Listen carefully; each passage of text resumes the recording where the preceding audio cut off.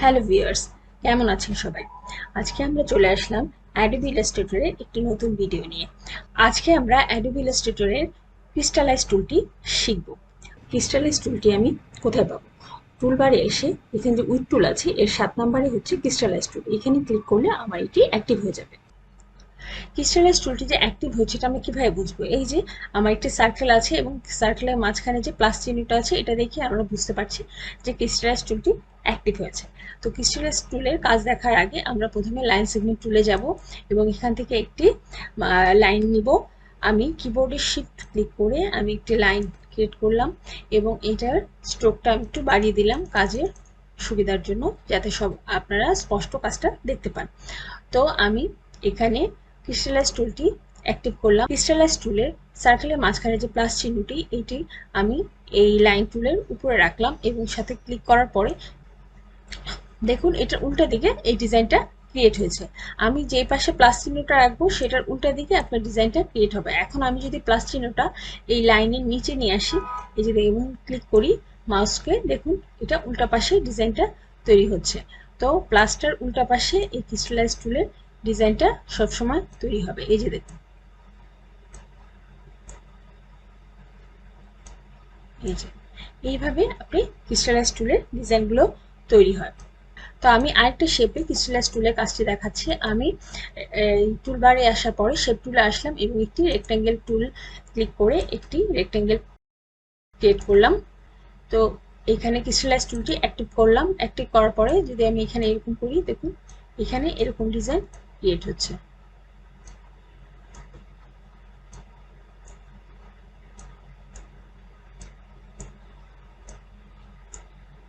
আর আমি যদি টুলবারে এসে ক্রিস্টালাইজ টুলের উপরে মাউসের লেফট বাটন দিয়ে দুইবার ক্লিক করি, তাহলে দেখুন ক্রিস্টালাইজ টুল অপশনস এসেছে। এখানে গ্লোবাল ব্রাশ ডাইমেনশনস আছে এখানে। তো অ্যাডোবি ইলাস্ট্রেটর ডিফল্ট হিসেবে উইথ, হাইট, অ্যাঙ্গেল, ইন্টেন্সিটি এগুলো দিয়ে রেখেছে। এগুলো আপনি আপনার পছন্দ মতো চেঞ্জ করতে পারেন। যেমন উইথ, এটা আপনি 5 পিটি থেকে 400 পিটির মধ্যে চেঞ্জ করতে পারবেন।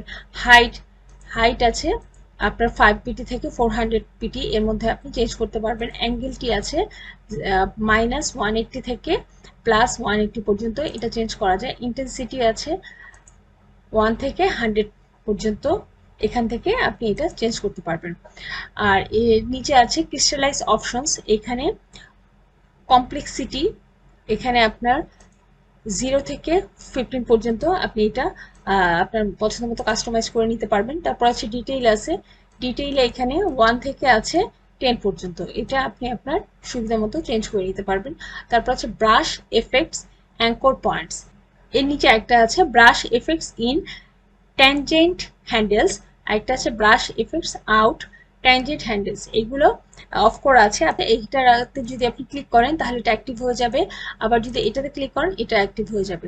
তো এই দুটো ডিফল্ট হিসাবে এই দুটো অফ করা আছে। তারপর এখানে আছে শো ব্রাশ সাইজ। আমরা যে ব্রাশ সাইজটা দেখতে পাই এখানে এটা ক্লিক করার কারণে শো ব্রাশ সাইজটা, মানে আমাদের ব্রাশ সাইজটা দেখা যায়। কিন্তু আমি যদি এটা ক্লিক করি, মানে অফ করে দেই, তাহলে আমি যদি ওকে দেই, তো আমি ক্রিস্টালাইজ টুলটা যদি অ্যাক্টিভ করি, দেখি এখানে আমার ব্রাশ সাইজ মানে গোল রাউন্ডটা দেখা যাচ্ছে না, শুধু প্লাস চিহ্নটি আছে, কারণ আমি এখানে শো ব্রাশ সাইজটা অফ করে দিয়েছি। এটাকে আমি ক্লিক করলে আবার ব্রাশ সাইজটা দেখা যাবে। এই জন্য দেখি অন্যান্য শেপগুলোতে এই ক্রিস্টালাইজ টুলটি কিভাবে কাজ করে। তো আমি যদি একটি ইলিপস টুল নেই এবং একটি রাউন্ড আঁকি, তারপর আমি ক্রিস্টালাইজ টুলটি অ্যাক্টিভ করি এবং এই ক্রিস্টালাইজ টুলটি দেখুন ব্রাশ সাইজটি খুবই ছোট দেখাচ্ছে। আমি চাচ্ছি ব্রাশ সাইজটি বড় করে নিতে। কিবোর্ডে শিফট এবং অল্টার প্রেস করে মাউসটা যদি ডান দিকে ক্রিয়েট করি, দেখুন এটা আস্তে আস্তে বড় হচ্ছে।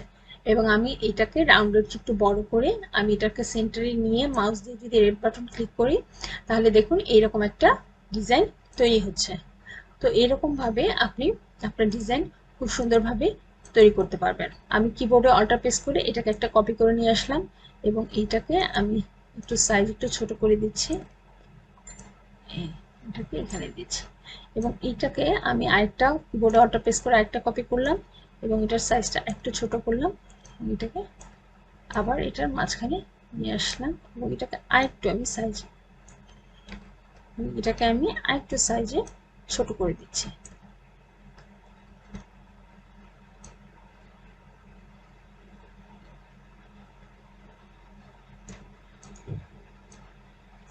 দেখুন এইরকম, এবং এই ডিজাইনটাকে আমি গ্রুপ করে দিচ্ছি। দেখুন এইরকম যে কোনো ডিজাইন আপনি খুব সহজেই ক্রিস্টালাইজ টুল দিয়ে তৈরি করতে পারবেন।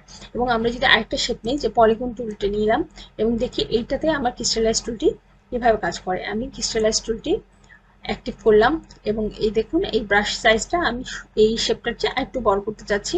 আমি এই শেপটা থেকে আমি আমার ব্রাশের সাইজটা বড় করলাম, সেন্টারে এনে এবং আমার মাউসের লেফট বাটনটি ক্লিক করলাম। দেখুন এটা ডিজাইনটা কিভাবে ক্রিয়েট হচ্ছে। এটা যদি আমি একটু কালারটা চেঞ্জ করে দিই,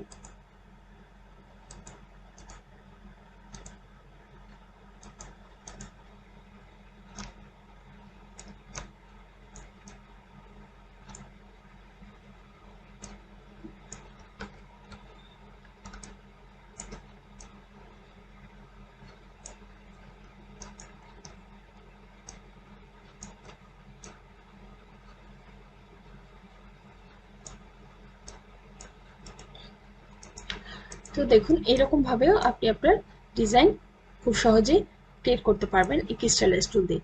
এখন আমি একটি স্টার টুল নিচ্ছি এবং একটি স্টার ক্রিয়েট করছি। তো আমি আবার ক্রিস্টালাইজ টুলটি অ্যাক্টিভ করছি এবং এটাকে এভাবে মাউস দিয়ে ক্লিক করছি। দেখুন এটা ডিজাইনটি এইভাবে ক্রিয়েট হচ্ছে। তো আপনি এক একটা শেপে আপনি এক একভাবে ক্রিস্টালাইজ টুল দিয়ে ডিজাইন করতে পারবেন। তো এতক্ষণ আমরা দেখলাম স্ট্রোক কালারে, এখন আমি ফিল কালারটা ওপেন করে দিচ্ছি। এখন দেখি ফিল কালারে আমার ডিজাইনগুলো কিভাবে ক্রিয়েট হচ্ছে। তো আমি একটি রেক্টেঙ্গেল টুল নিলাম এবং এটা দেখুন ফিল কালারও আছে এবং আমার সাথে স্ট্রোক কালারটি আছে। এবং এইখানে আমি যদি ক্রিস্টালাইজ টুলটি অ্যাক্টিভ করি তাহলে দেখুন এই ডিজাইনটি কেমন হচ্ছে। এই যে এরকমভাবে ডিজাইন তৈরি হচ্ছে। এতক্ষণ আমরা বিভিন্ন শেপে ক্রিস্টালাইজ টুলের কাজ দেখলাম। এখন আমি যদি টেক্সট একটা কাজ দেখি, যদি আমি এখানে টেক্সটে ক্লিক করলাম টুলবারে এসে, এখানে আমি যদি একটা টেক্সট লিখি,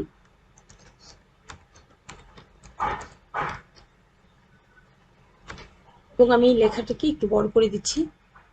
টেক্সটটিকে আমি মাউসের রাইট বাটন ক্লিক করে ক্রিয়েট আউটলাইন করে নিচ্ছি।